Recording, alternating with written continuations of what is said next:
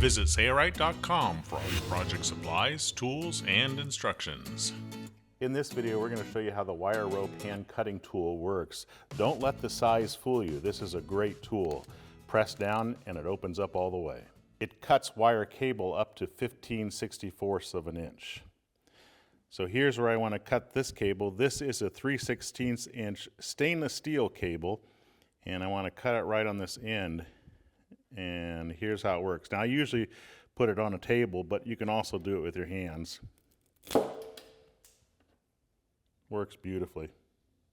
I'm going to show that you can cut without using a table as a leverage device. So I'm just going to use my two hands here to cut this 3/16 inch stainless steel cable. Beautiful. This tool is available from Sayorite. Order it today. I'm Eric Grant. Thanks for watching.